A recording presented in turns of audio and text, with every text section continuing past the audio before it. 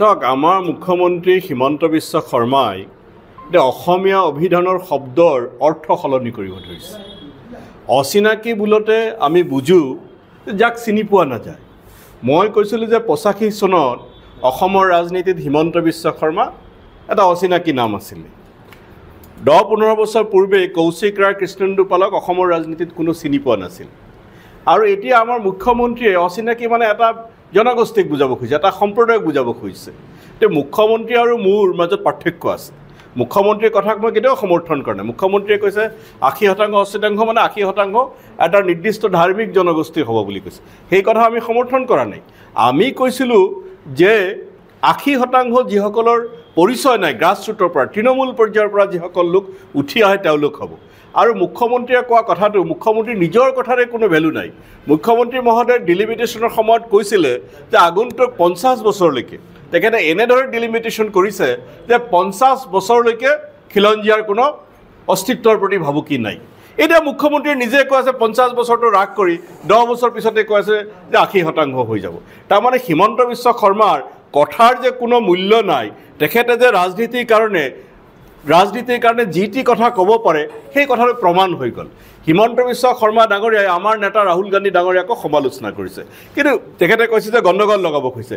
অসমত বা মই ভাৰতবৰ্ষৰ কথা নকওঁ, অসমত দিনে ৰাতিয়ে এজন মানুহে সাম্প্ৰদায়িক সংঘৰ্ষ লগাবলৈ অহৰ্নিশে চেষ্টা কৰি আছে। সেই মানুহজনৰ নাম হিমন্ত বিশ্ব শৰ্মা। আজি হিমন্ত বিশ্ব শৰ্মা ডাঙৰীয়াই এটা জনগোষ্ঠীক অচিনাকি বুলি কৈ আছে। অৱশ্যে সুৰত সুৰ মিলাই এনেই মই মানুহজনক শ্ৰদ্ধা কৰোঁ। সমুজ্জ্বল ভট্টাচাৰ্য ডাঙৰীয়াও কৈছে 10 বছৰৰ ভিতৰত উত্তৰ পূব হেনো মুছলিম ৰাষ্ট্ৰ হ'ব। মই এই কথা এজন ৰাজনীতি বুজা মানুহ হিচাপে আৰু সমাজ বিজ্ঞান বুজা মানুহ হিচাপে মই দি ক'ব পাৰোঁ যে আগন্তুক 100 বছৰলৈকে অন্তত অসম ভাৰতৰ পৰা বিচ্ছিন্ন হোৱাৰ কোনো সম্ভাৱনা নাই। ভৱিষ্যতৰ বেছি হাজাৰ বছৰৰ কথাটো কোনো ক'ব নোৱাৰে, কিন্তু 100 বছৰলৈকে অসম ভাৰতৰ পৰা বিচ্ছিন্ন হোৱাৰ কোনো সম্ভাৱনা নাই।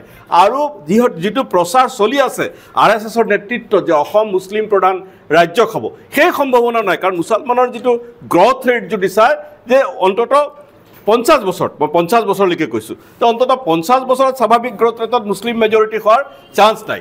এটা কাৰণত হ'ব পাৰে, যিদৰে মোগল শাসনৰ সময়ত কিছু বৰ্ণহিন্দু লোভৰ কাৰণে, ৰাজপদৰ কাৰণে বহু সময়ত তেওঁলোকে মুছলমান হৈছিলে। আজি হিমন্ত বিশ্ব শৰ্মাৰ দৰে সুবিধাবাদী লোক যিজনে এসময়ত কংগ্ৰেছ কৰিছিলে, তেখেতে মাজতে কৈছে মই গান্ধী পৰিয়ালৰ নেগুৰত ধৰিছিলোঁ। আজি হিমন্ত বিশ্ব শৰ্মাৰ দৰে কিছু সুবিধাবাদী লোক তেওঁলোকে যদি কেতিয়াবা কিবা কাৰণত ভাবে যে আমি পাইকাৰী হাৰত, হিমন্ত বিশ্ব শৰ্মাৰ দৰৰ লোকৰ কথা কৈছোঁ, পাইকাৰী হাৰত মুছলমান হ'ব, তেতিয়াতো কোনে প্ৰতিৰোধ কৰিব পাৰিব? কোনো প্ৰতিৰোধ কৰিব নোৱাৰে। যদি মানুহ স্বেচ্ছাই যদি মানুহ ধৰ্মান্তৰিত হয় তেতিয়া কোনো প্ৰতিৰোধ কৰিব নোৱাৰে। কিন্তু 50 বছৰলৈকে যিটো মুছলমানৰ গ্ৰথ ৰেট, একাডেমিচিয়ান হিচাপসকলকো মই আহ্বান জনাইছোঁ, স্বাভাৱিক গ্ৰথ ৰেটত 50 বছৰলৈকে অসম কেতিয়াও মুছলিম প্ৰধান ৰাজ্য নহয়। আৰু অসম কিন্তু এটা কথা হিমন্ত বিশ্ব শৰ্মা, RSS আৰু বিজেপি অহৰ্নিশে চেষ্টা কৰি আছে যে মুছলমানসকল বিচ্ছিন্নতাবাদৰ পিনে ধাবিত হওক, মুছলমানসকলৰ মাজত উগ্ৰবাদৰ জন্ম হওক। এই কথা হিমন্ত বিশ্ব শৰ্মা আৰু তেওঁৰ চেলা চামুণ্ডাসকলে বিচাৰি আছে। কিন্তু অসমৰ মুছলমানসকল মই আশা কৰিম যে এতিয়ালৈকে তেওঁলোকে বুদ্ধিমত্তাৰ পৰিচয় দিছে আৰু আগন্তুক দিনতো বুদ্ধিমত্তাৰ পৰিচয় দিব। হিমন্ত বিশ্ব শৰ্মাৰ জালখনত তেওঁলোকে ভৰি নিদিব। এইটো এটা বৰ চিৰিয়াছ এলিগেশ্যনছ আনিছে ৰাজ্যৰ এডমিনিষ্ট্ৰেটিভ যিগৰাকী প্ৰশাসনীয় মুৰব্বীগৰাকীৰ বিৰুদ্ধে যে সাম্প্ৰদায়িক সংঘৰ্ষ তেওঁতো বিচাৰি আছে, তেওঁ সফল হোৱা নাই। অসমৰ সংখ্যাগৰিষ্ঠ জনগণ, মই আগতে কৈছোঁ, এইটো অকল মুছলমানৰ কৃতিত্ব নহয়, অসমৰ হিন্দু জনগণৰ কৃতিত্ব যে অসমৰ সংখ্যাগৰিষ্ঠ হিন্দু জনগণে হিমন্ত বিশ্ব শৰ্মাৰ জালত ভৰি দিয়া নাই। আৰু অসমৰ মুছলমানকো তেওঁ যিমানে প্ৰৰোচিত কৰিবলৈ চেষ্টা কৰক, তেওঁলোকৰ জালত ভৰি দিয়া নাই।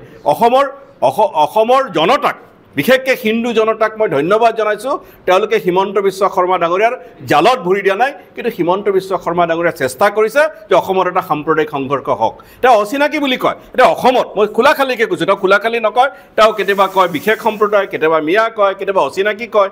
এতিয়া মই তেখেতক প্ৰশ্ন কৰিব খোজোঁ, অসমত 2জন মুছলমান চৰকাৰৰ প্ৰধান হৈছিলে, এজন ছাৰ ছাদুল্লাহ, এজন আনোৱাৰা টাইমত, তেওঁলোক কিবা অচিনাকি আছিল নেকি? মুছলমান হ'ব পাৰে, তেওঁলোকতো হাৰে সেমুজীয়া অসমীয়া আছিল। এতিয়া হিমন্ত বিশ্ব শৰ্মাই তেওঁলোককো অচিনাকি বুলি ক'ব নেকি? উত্তৰ দিয়ক তেখেতে। অসমৰ এতিয়া কালি মুখ্যমন্ত্ৰী এটা কৈছে অসমৰ এতিয়া অতুল প্ৰকৃতিৰ লোকসকল আহিছে আৰু যিসকলে মৌলবাদী সংগঠনে সহায় কৰিছে আৰু তেওঁলোকে অসমত প্ৰৱেশ চাওক মই কালিও কৈছোঁ আজিও কওঁ যদি অনুপ্ৰৱেশ হয় অনুপ্ৰৱেশ ৰোধ কৰাটো কাৰ কাম অনুপ্ৰৱেশ ৰোধ কৰাটো চৰকাৰৰ কাম দিল্লী দিছপুৰত তেওঁলোকৰ চৰকাৰ আছে সীমান্ত কি কাৰণত সুৰক্ষিত হোৱা নাই সীমান্তত নতুন কাইটিয়াতাৰৰ বেৰ কিয় নিৰ্মাণ কৰা নাই সীমান্তত ফ্লাড লাইটৰ কিয় ব্যৱস্থা কৰা নাই সীমান্তত কিয় নিশ্চিত নিৰাপত্তা নাই BSF কিয় শুই থাকে কাৰণ মুখ্যমন্ত্ৰীৰ মতে অসম পুলিচে মাজে মাজে বিদেশী সীমান্তৰে আহে এইবিলাকক ঘূৰাই পঠায় তাৰমানে BSF শুই থাকে BSF অমিত শাহক মুখ্যমন্ত্ৰীয়ে কিয় কাঢ়াভাৱে ক'ব নোৱাৰে প্ৰধানমন্ত্ৰী কিয় কাঢ়াভাৱে ক'ব নোৱাৰে যে BSF শুই থাকিব নালাগে BSF যিটো আমাৰ বৰ্ডাৰ সিকিউৰিটি ফ'ৰ্চ সেইটো জাগি থাকিব লাগে যাতে কোনো অনুপ্ৰৱেশকাৰী কোনো বাংলাদেশী সীমান্তৰে অসমৰ ভিতৰত প্ৰৱেশ কৰিব নোৱাৰে যিকোনো খবৰৰ বাবে যোগাযোগ কৰক 7099017330 লগতে 7099017110 নম্বৰত